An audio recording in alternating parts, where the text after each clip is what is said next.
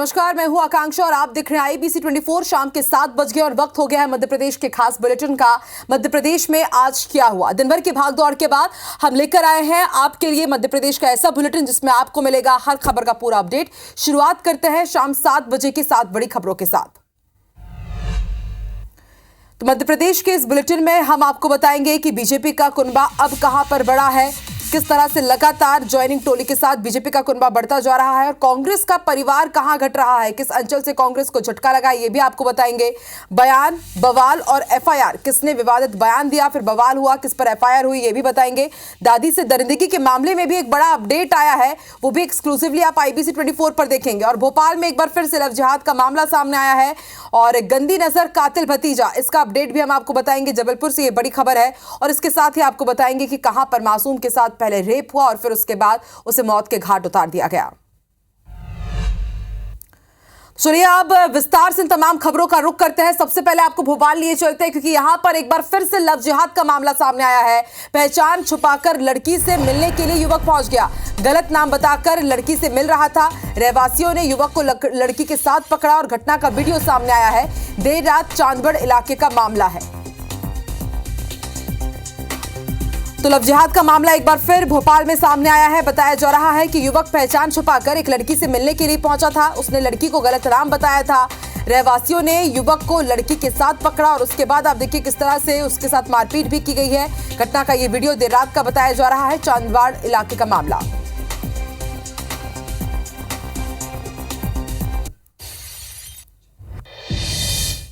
और back to back big breaking Bhind से आपको बता दें, अस्पताल प्रबंधन की बड़ी लापरवाही सामने आई है। अस्पताल से शव वाहन नहीं मिला और ऐसे में कचरा वाहन में शव रखकर पोस्टमार्टम के लिए भेजा गया। आपको बता दें मशीन में फंसकर एक मजदूर की मौत हुई थी। मिहोना थाना क्षेत्र का ये मामला है जहां पर एक बार फिर से आप देखिए किस तरह से ये बड़ी लापरवाही भिंड अस्पताल प्रबंधन की।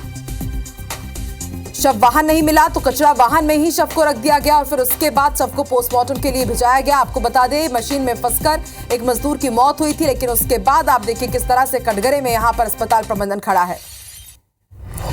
दिलीप सोनी हमारे साथ फोन लाइन पर जुड़ चुके हैं। दिलीप, वादे तो तमाम किए जाते हैं कि स्वास्थ्य सुविधाएं बहुत बेहतर है, लेकिन आप देखिए शव वाहन नसीब नहीं हो रहा है, कचरा वाहन में भरकर उसे ले जाया गया पोस्टमार्टम के लिए। अब अस्पताल प्रबंधन क्या कह रहा है,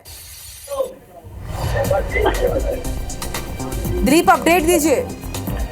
देखिए मैं आपको बता दूं, जो तस्वीर जो सामने आई है वो जिस तरह से एक सबको एक ट्रैक्टर ट्रॉली का जो नगर परिषद का जो कचरा जो वाहन था उसमें जो सबको रख के और जो पोस्टमार्टम के लिए भेजा गया, ये बड़ा ही शर्मनाक मामला है कि जो मानवता को शर्मसार करने वाली घटना है। और मैं आपको बता दूं कि जो अस्पताल जो प्रबंधन तो उसकी जो चर्चा हुई, अस्पताल जो प्रबंधन का कहना है कि हमारे पास सब वाहन नहीं है, लेकिन और किसी भी भिंड जिले के जो भी अस्पताल हैं उनमें भी कई सब वाहन की कोई व्यवस्थाएं नहीं है, लेकिन नगर पालिका के द्वारा इस तरह की व्यवस्थाएं कराई जाती हैं। लेकिन जो व्यवस्थाएं जो हुई है उस पर भी कई सवाल खड़े कर रहे हैं, जैसे कि नगर परिषद के द्वारा एक सब वाहन एक के लिए मतलब कचरा के वाहन का इस्तेमाल किया गया, ट्रैक्टर ट्रॉली जिसमें जो शहर में घूम घूम के जो कचरा बटोरने का काम करती है उसमें सबको ले जाएगा पोस्टमार्टम के लिए। हालांकि जो इस पूरे मामले में प्रशासन का कहना है इस पूरे मामले की जांच की जाएगी, जांच के बाद जो भी दोषी होंगे कार्रवाई की जाएगी। शुक्रिया पूरी जानकारी के लिए। और ग्वालियर का रुख करते हैं जहां पर आवारा कुत्तों का आतंक एक बार फिर देखने को मिला है। 13वीं बटालियन के ASI शिकार हो गया इस बार आवारा कुत्तों का। ड्यूटी पूरी करके घर लौट रहे थे ASI और आवारा कुत्तों ने उन पर हमला कर दिया। हमले से बचने के लिए ASI भागे, बाइक स्लिप हो गई और ASI का पैर फ्रैक्चर हो गया। घायल ASI को अस्पताल में भर्ती कराया गया है। कंपू थाना क्षेत्र की घटना है। तो लगातार हम आपको बता रहे हैं कि किस तरह से ग्वालियर में आवारा कुत्तों का आतंक बढ़ता ही जा रहा है और अब आवारा कुत्तों के आतंक का शिकार हुए हैं एक ASI। उनके पीछे कुत्तों का झुंड पड़ गया और फिर उसके बाद उनसे बचने के लिए जब वो गाड़ी को स्पीड में भगा रहे थे उसी दौरान उनकी गाड़ी फिसली, वो गिरे और उनका पैर फ्रैक्चर हो गया। अभी उन्हें अस्पताल में भर्ती कराया गया है।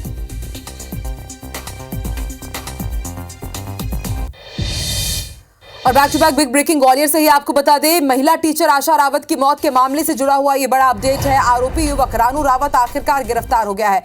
आत्महत्या के लिए प्रेरित करने का मामला दर्ज किया गया है। भीतरवार पुलिस ने कार्रवाई की है। आपको बता दें, 4 दिन पहले आपको भी याद होगा, जंगल में आशा का शव मिला था। उसके बाद आक्रोशित परिजनों ने शव रखकर के चक्का जाम किया था। आरोपियों की गिरफ्तारी की मांग की जा रही थी और अब जाकर के आरोपी रानू रावत गिरफ्तार हुआ है।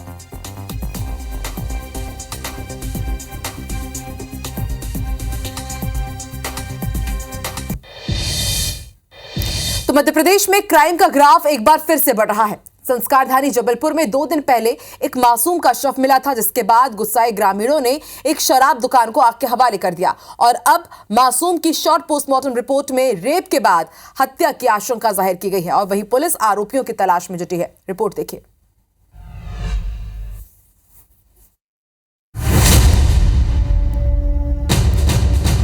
जबलपुर में तालाब में मिली 8 साल की मासूम की लाश को लेकर ग्रामीण जिस बात का अंदेशा जता रहे थे, वो शक और पुख्ता हो गया, क्योंकि 8 साल की बच्ची की जो शॉर्ट पोस्टमार्टम रिपोर्ट आई है, उसमें इस बात की ओर इशारा किया गया है कि मासूम की हत्या के पहले उसके साथ रेप हुआ है। शॉर्ट पोस्टमार्टम रिपोर्ट आने के बाद पुलिस अब ये पता लगाने में जुट गई है कि वारदात के दिन बच्ची के साथ कौन था और किसके साथ बच्ची को आखिरी बार देखा गया। बालिका का जो पोस्टमार्टम हुआ है वो कल ही हुआ है। रिपोर्ट अभी अवेटेड है उसकी पोस्टमार्टम की, बट शॉर्ट पीएम से इस बात की तो पुष्टि होती है कि हाँ, कुछ घटना उसके साथ घटित हुई है और पुलिस इस घटना की जानकारी में जुटी हुई है कि वो बालिका आखिरी बार किसके साथ देखी गई थी। उस बालिका को कौन ले गया था। दरअसल 2 दिन पहले पनागर तहसील के पहाड़िया गांव के तालाब में गांव की ही रहने वाली 8 साल की बच्ची की लाश मिली थी। बच्ची की लाश देखने के बाद ग्रामीण गुस्से से आग बबूला हो गए थे और उन्होंने तालाब के पास स्थित शराब दुकान में तोड़फोड़ कर आग लगा दी थी। ग्रामीणों के गुस्से को देखते हुए पुलिस ने मामला दर्ज कर लोगों को शांत करवाया था और बच्ची का शव पोस्टमार्टम के लिए मेडिकल कॉलेज अस्पताल भेजा गया था, जहां बच्ची के शॉर्ट पीएम रिपोर्ट से पता चला कि बच्ची की हत्या के पहले उसके साथ दुष्कर्म की घटना हुई है। पुलिस का दावा है कि जल्द ही वो मासूम के साथ दुष्कर्म और हत्या करने वाले आरोपी को गिरफ्तार कर लेगी। तो जबलपुर पुलिस के सामने एक चुनौती है इस पूरे मामले को सुलझाने की। वहीं जबलपुर में 9 दिन पहले हुई अलका केशरवानी की हत्या की गुत्थी पुलिस ने सुलझा ली है। अलका केशरवानी की हत्या किसी और ने नहीं बल्कि उसके ही 23 साल के भतीजे हर्ष ने की थी, जिसके बाद पुलिस ने आरोपी भतीजे को गिरफ्तार कर लिया है। दरअसल मृतका पति के मौत के बाद से अकेली रहती थी और इसी बात का फायदा उठाकर आरोपी रोजाना मृतका को नहाते हुए छिपकर देखता था। आरोपी को ऐसा करते हुए महिला ने देख लिया, जिसकी शिकायत आरोपी के माता पिता से करने की धमकी मृतका ने दी। धमकी से नाराज होकर के अलका केशरवानी की बिना देर के उसने हत्या कर दी और मौके से फरार हो गया। पुलिस को मृतका की खून से सनी लाश घर पे पड़ी मिली थी। जांच में पुलिस को मृतका के घर से आरोपी के फिंगरप्रिंट मिले थे। इसके बाद पुलिस ने आरोपी हर्ष को हिरासत में लिया और उससे पूछताछ की गई। तब आरोपी ने पूरे मामले का खुलासा किया।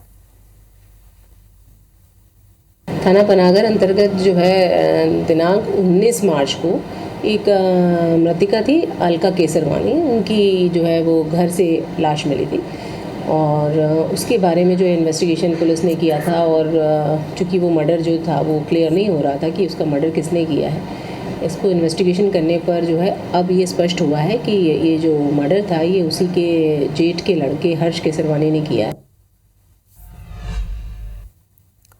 भोपाल में 75 वर्षीय बुजुर्ग से उन्हीं के घर वालों ने मारपीट की थी, जिसका वीडियो कल सामने आया था और आज IBC 24 से पीड़िता ने अपना दर्द बयां किया और कहा कि पोता और बहू पाइप और मूसल से मारते थे। जेवर और पैसे भी उनसे छीन लिए गए। 2 महीने से बुजुर्ग महिला प्रताड़ित हो रही थी। पीड़ित दादी ने कठोर सजा देने की मांग की है। जो वो पूजा है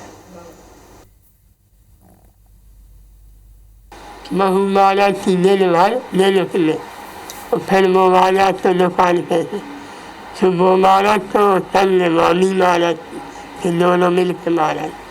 नहीं बचा नहीं मार सही रहे। वो में कपड़ा छूटे डंडा हो रहा है और छाती से चढ़े। मध्य प्रदेश में लगभग हर अंचल में कांग्रेस में भगदड़ मची हुई है और बीजेपी लगातार मजबूत हो रही है।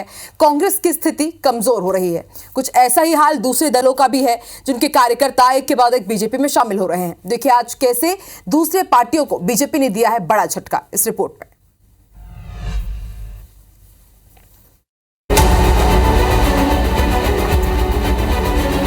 लोकसभा चुनाव के पहले लगातार बीजेपी का कुनबा बढ़ता जा रहा है। कांग्रेस सहित अन्य दलों के नेता कार्यकर्ता लगातार बीजेपी में शामिल हो रहे हैं। बीजेपी प्रदेश कार्यालय में भिंडी के पूर्व सांसद और बसपा के स्टार प्रचारक डॉक्टर रामलखन सिंह कुशवाहा, जबलपुर की पाटन विधानसभा से कांग्रेस के पूर्व विधायक नीलेश अवस्थी, खरगापुर के पूर्व विधायक अजय यादव ने बीजेपी की सदस्यता ली।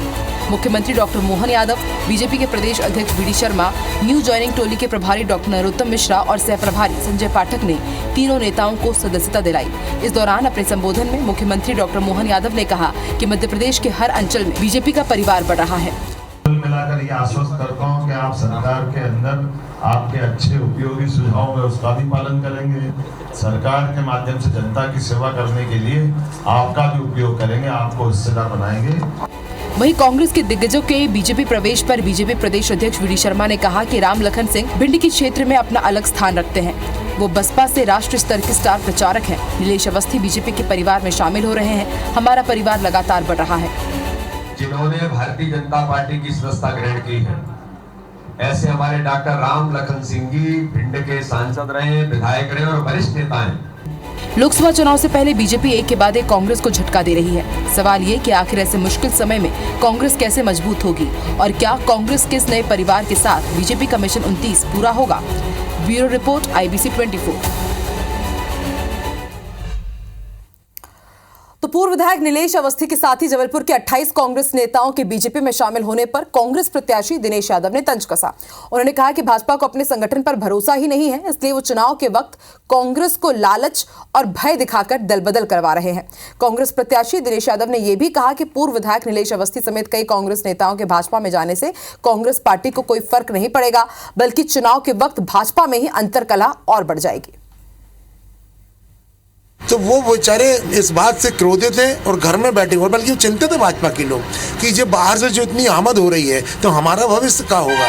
ये तो सिर्फ माहौल बनाने के लिए दिया जा रहा है, कोई फर्क नहीं पड़ने वाला चुनाव में। आप देखो जो नेता लोग जा रहे हैं, इनके साथ कोई कार्यकर्ता जा रहा है क्या? कोई कार्यकर्ता नहीं जा रहा, बल्कि भाजपा के कार्यकर्ताओं से आप, इन नेताओं से आप वाइड लीजिए तो वो आपको अपना दर्द बता पाएंगे। वहीं थांदला विधायक वीर सिंह भूरिया के बेतुके बयान के बाद पुलिस ने उनके खिलाफ FIR दर्ज कर ली है। विधायक ने बीजेपी की प्रत्याशी अनीता चौहान के खिलाफ टिप्पणी की थी, जिसके बाद बीजेपी नेताओं ने निर्वाचन आयोग से शिकायत की थी। विधायक भूरिया ने भाजपा प्रत्याशी अनीता चौहान पर गुंडा, चोर और डाकू जैसे आरोप लगाए थे। साथ ही अन्य दलों के प्रत्याशियों की बात करने वालों के हाथ काटने की बात कही। इसको लेकर भाजपा सहित जयस के कार्यकर्ता काफी नाराज है। कल्याणपुरा क्षेत्र में भाजपा कार्यकर्ता पदाधिकारियों ने विधायक वीर सिंह भूरिया का पुतला जलाया और उनके खिलाफ जमकर नारेबाजी भी की।